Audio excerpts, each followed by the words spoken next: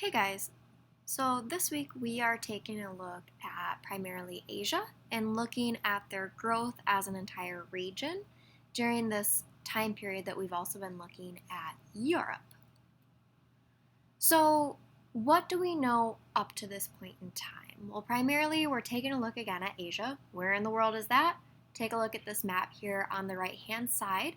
We have in our red outlined box primarily the area that we are taking a look at and talking about. So if you take a look at the geography, for the most part, it's pretty isolated from the rest of civilization and the human population in the world. You have a ocean on the right hand side. On the western or left hand side, you have this massive desert separating Asia from the Middle East. And then to the north, where we've got Russia, it's really cold and it's not sustainable to life. So, because of the geography as well as some of their religious ideas, which we'll get into, they're pretty cut off from the rest of the world and pretty isolated to focusing on themselves. So, Asia was connected a little bit to the rest of the world thanks to the Silk Road, where because of the Silk Road, we see the spread of education, some of the goods that they were trading, such as silk, one of those highly valued goods in Europe, as well as disease. Last week, we took a look at the plague and saw that one of the major theories is that the disease came from fleas on rats on ships that were traveling into Italy out of Asia. Okay, so Asia was hit by the plague as well as Western Europe. Okay, we also know from taking a look at some of our primary religions that Buddhism and Hinduism is one of the main or some of the main religions in this area of the world. Okay, so we do include India into when we talk about Asia. So just know that if you ever hear that and maybe are a little bit confused. So we're going to focus on China first, although we will get into talking about Korea and a little bit about Japan as well. So we're picking up in Chinese history by looking at the Tang Dynasty from 1618 to 907, as well as the Song Dynasty. Okay, getting us all the way up into 1200. That's where we're kind of starting to see the spread of diseases from Asia into the Western Europe area. So taking a look at the Tang Dynasty first. Now, before I even get into this, what is a dynasty and why is it important? Well, it's typically when you have, say, a monarchy. Okay, so you have a family line and they are passing down the title of emperor from father to son, sometimes in rare cases from queens to kings. So we do get some women involvement with politics there. Okay, so a dynasty could last for a long time or it could be a short time. Okay, but they are known as like these great eras. Something big has happened within them, and that's kind of how Asia divides up their time periods.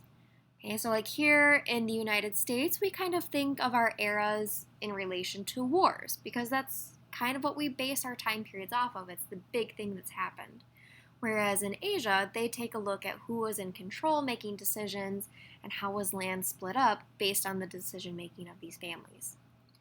So getting into the Tang Dynasty, yes, it's pronounced like tongue, okay, not Tang. So during the Tang Dynasty, this is the yellow piece of land here that you see on the map to your right. Okay, so at the peak, this is how much land they were controlling. To the left, or in the middle of your screen, you see the Islamic Caliphate, or Caliphate, and we talked about those last week, taking a look at the rise of the Muslim empire. So you're starting to see kind of these different areas of the world starting to intersect a little bit. Okay, so during the Tang Dynasty, we see the creation of tributary states, where there were these small regions that still had power and decision making, but they would send goods or their crops, their profit from their crops, back to the emperor. And so that was their way of maybe getting protection or staying in good graces with the political decision making during this time. During the Tang Dynasty, they set up systems of schools, so we see an importance placed upon education and literacy, which is really awesome during this time period. And the emperors did end up returning land back to the peasants. That was a big thing, is this social divide between nobles and peasants. Okay, so we're starting to see an uprising of peasants, the land going back to the common people. During the Song Dynasty, okay, so right after the Tang Dynasty, we see an increase of farming, and we start breaking down our social order into the gentry, the peasants, and the merchants. Okay, so we start to see some of those social divides. Remember, we talked about those when looking at characteristics of a civilization, and that can say a lot about the history or decision making of a country or a government, where if you have some of these major social divides, you're going to have unrest, you're going to have groups of people that aren't happy with each other, and potentially down the road, we start to see shifts in power or uprisings because of the beliefs or difference in beliefs for different social classes. Okay, so typically in the ancient Chinese history, we see a prevalence of importance of men over women. Okay, so not uncommon, especially during these times, especially across the entire world, is seeing this idea of men in control, women, you're there to support the men. Okay, so eventually, the Song Dynasty does end up falling to the Mongols. Okay, so we're going to get into talking about the Mongols, some of the most rumored barbarous groups of tribes in Asian history. Okay, so during Mongol rule, they were known for being led by Genghis Khan, or Genghis Khan, sometimes he's referred to. And he led these different nomadic tribes around primarily upper China, as well as Mongolia, or current-day Mongolia. And what it means to be a nomadic tribe is not that you're uncivilized or that you are just hunter-gatherer. It's more of the fact that you are traveling from place to place. You aren't settled in one city or one location. So that's what Genghis Khan was primarily known for, is having these tribes of soldiers that would roam around the countryside and raid, pillage, take over different towns, and bring it under his control. So at the peak, Genghis Khan's Mongol rule, his empire was able to stretch from the Pacific Ocean to Eastern Europe. Okay, so Genghis Khan was being known for either being very, very strict or very, very kind. He would either come in and pillage your town and destroy everything, or he would come in, accept the routines that you had, and just ask you to join, and would speak up on behalf of, say, the peasants or the lower class in order to siege warfare against those who were in control. So depending on who you were and what your place was in society, you either really liked Genghis Khan or you really didn't like Genghis Khan. Okay. Genghis Khan was also able to bring in major trade routes, and he had control over them. So his soldiers that worked for him, or these nomadic tribes of men who kind of roamed around, they also helped to actually protect those who traveled on the Silk Road, because they needed to make money off of the silk that was being traded from East Asia all the way over to Western Europe. So he wanted to protect those goods, wanted to make sure that money was being made off of his products. The Mongols actually were really successful in their warfare tactics. They were able to use gunpowder in order to attack their enemies, which was kind of a new invention during this time. It wasn't even into Europe. Okay, so guns weren't really a popular tactic, but because of the Mongols, we start to see the use of cannons. And cannons are really good at bringing down built-up walls. Okay, so because of this, they were able to break down some of those great barriers that were protecting cities, and it eventually led to them taking over control of the different regions of China.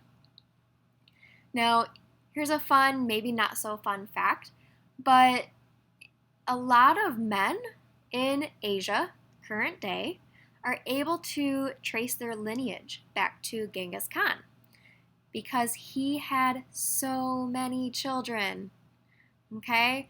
Whether it was consensual or not consensual, but there are a large number of the population now in Asia which are able to trace their lineage back to this one person.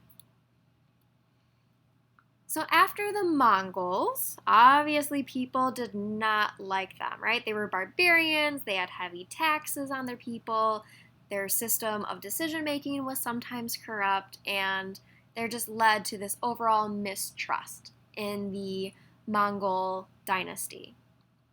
Okay, so this is where we enter in the Ming dynasty. So they were coming in wanting to reassert Chinese greatness after these outside barbaric nomadic tribes were traveling and taking over cities. So trying to bring back the grandeur of Chinese history. So this is where we see Zheng He. Okay, so Zheng He, he was the leader during the Ming dynasty, and his big thing was at first to go and explore. He actually created this committee almost of educators, scholars, scientists, where he sent them out to the rest of the world to go learn and then bring that knowledge back into China so that way they could rise up and catch up with the rest of the world. Okay, and then all of a sudden we kind of see this shift in a mindset. So during the beginning of his rule, he was all about exploration, sending out these ships, and when I say sending out ships, I mean like hundreds of ships at once, and massive, massive ships, which I'll show you here in a minute. And then all of a sudden, there's this shift in thought where it's like, oh, he brought everyone back and actually ended up destroying his entire fleet of ships. Okay, and so the one thought behind this is the idea of the role of Confucianism, which was kind of like their religious thought during this time, which we'll also get into. Just give me a second. Okay, so this is Zheng He's fleet of ships, or portrayals of what people say his fleets looked like. So you can see here how many scholars, educators he was sending out to the rest of the world. And in the bottom right image here as well, you can kind of see the different routes, different locations that he was sending these explorers out to in order to learn and bring that knowledge back into his country. Again, trying to progress the ideas of his country and the people living in it. This is one of Zheng He's ships. Okay, when I say it's massive, like I'm not lying. In the bottom right-hand corner here, we have a recreation for the size of Christopher Columbus's ship. Okay, so roughly the same time period. Okay, so we're getting a little bit farther into the future with talking about Asia here, but easily 10 times the size of Christopher Columbus's ships that he sent out into the world in order to gain this knowledge and perspective of a worldly understanding. And again, he ended up just completely destroying all of these ships. And historians today still don't have a great answer as to why he did this, other than the possible influence of Confucianism. So, coming out of some of those like dates, names, peoples, what are the big takeaways of China within this time period that we're looking at? So roughly like 300 AD getting up to 1300 AD. So quite a big time span here. Well, we have these three big bullet points of like, this is kind of the way decision making was happening. First off, you have the idea of Confucianism, where Confucius was a scholar and an influencer in Asia, in ancient Asia, and he spread his beliefs throughout the people that you should have a focus inward rather than outward. So if you want to be better, you focus inward on yourself first, and you make yourself better. And in order to help others, you have to be good first. Same with your family. If your family is having strife, if they're having these problems, you focus inward and you kind of become close-knit. You close the doors on everyone else and you focus as a family. That same idea seeped into the ideas of running a country, that you should shut off kind of the borders to your country, focus inward, focus on the problems that are happening within your country first before you go out and expand and go visiting these other countries. Okay, so this is where the idea of Zheng He kind of closing rank, so to say, and burning up his fleet of ships kind of come into play, as this idea that maybe he started to believe in Confucianism and started to think we need to close ranks as a country, stop exploring, stop having so much contact with other parts of the world, so that way we can grow as a country first. Secondly, we have this idea that a lot of people believed in called the mandate of heaven. And this was the idea of most common people, and especially lower class, that your rulers, your emperors, have a divine right to rule. Okay, so the belief is that the gods have graced these people with the position of power and that they are ruling because the gods say that they should. Okay, that's this idea of divine right to rule. And the people would see that someone shouldn't be a ruler anymore by looking at nature. Okay, nature is very highly respected within Asian culture, and the belief was that if nature is giving you a sign, you listen to it. So if there's a tsunami or major storms, a volcano eruption, that is the gods telling you, hey, this dynasty needs to end, we need to get a new family in. Okay, so dynasties typically were going to end not because they actually were bad rulers, but because most of the time people saw this as a sign, these nature signs from God, or the gods that are saying, yep, you need to replace those who are in power right now. Finally, taking a look at that last kind of cultural idea coming out of China during this era that we especially still see today, especially in Asian family structures and culture, is this idea of the role of a father. And fathers are very important. You live your life to take care of your father. They are the ones who are taking care of the family in turn. And it's kind of this idea that sons and the relationship with their father is going to be very strong. So there's a strong bond because sons want to serve their father and hopefully someday become a father themselves to then be taken care of while they're taking care of their families. And it's this continuous cycle of helping out the father, fathers help out their sons. Sorry, women, you weren't super important to the decision making and you weren't really a part of this cycle, unfortunately, which you kind of start to see some ideas that are going to play a role in Asian culture even up to today about wanting daughters and not wanting daughters.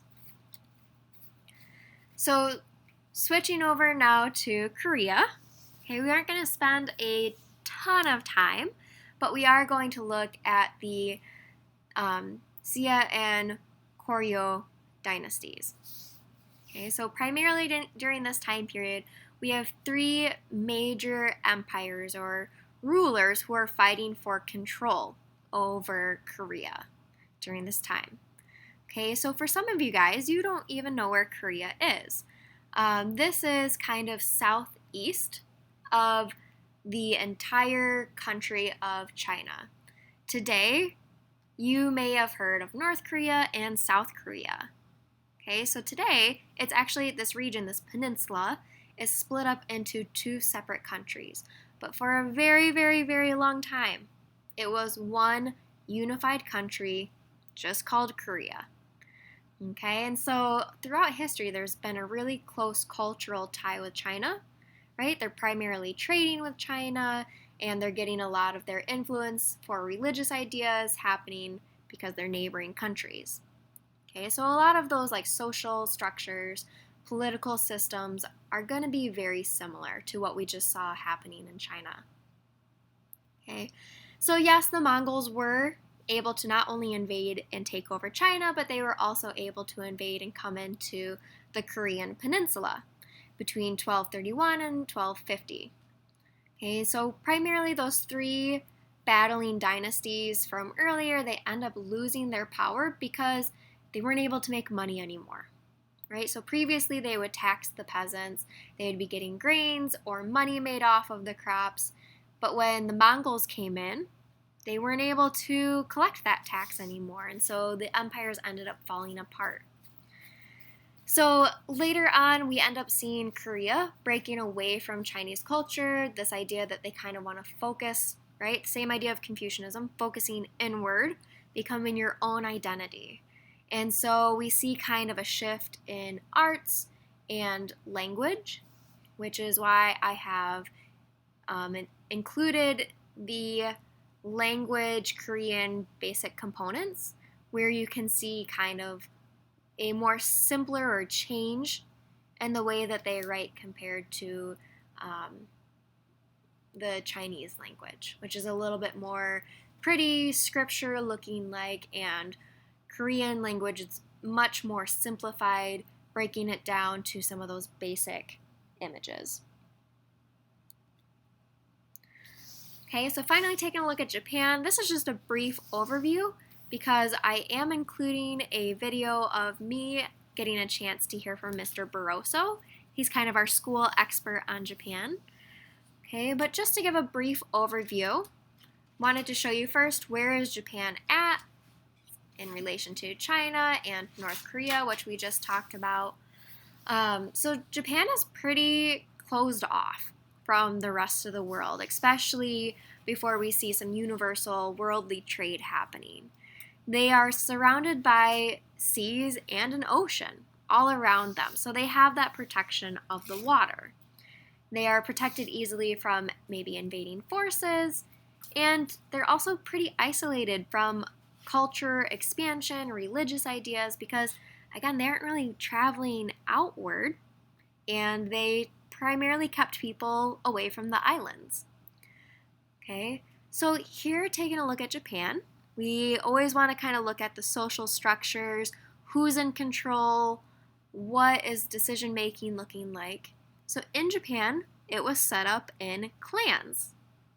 Okay, and a lot of clans had female leaders.